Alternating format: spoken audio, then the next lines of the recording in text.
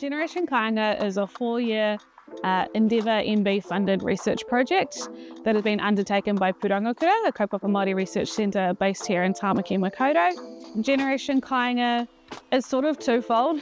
It's one about rangatahi who are often portrayed in really negative lights in the media and other research spaces. So one thing we were seeing all the time in rangatahi ki te kāinga was that rangatahi often discriminated against in the housing space, but also in other spaces as well. A big part of Generation Kāinga is trying to change those narratives and show that rangatahi are really diverse.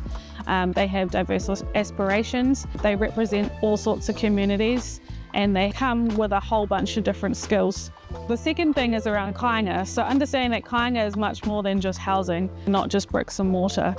Kāinga can be a place, it can be a landmark, it can be the people.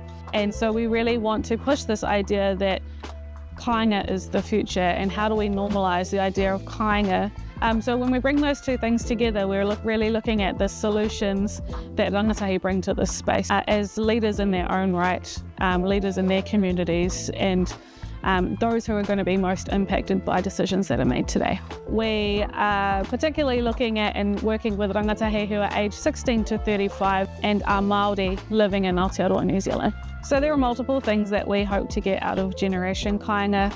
We want to firstly create a network of rangatahi who are doing really awesome kāinga related stuff in their different communities, but by creating this network where they can tap into each other, we're sharing knowledge across communities and not isolated in smaller communities around the motu. We want to inspire rangatahi through these solutions and through exposing our different rangatahi leaders who are doing this mahi, our partners in particular, and we hope that by doing that and putting their stories out there, it inspires other rangatahi to want to create solutions for themselves in their whānau and their communities, despite how hard things might be out there.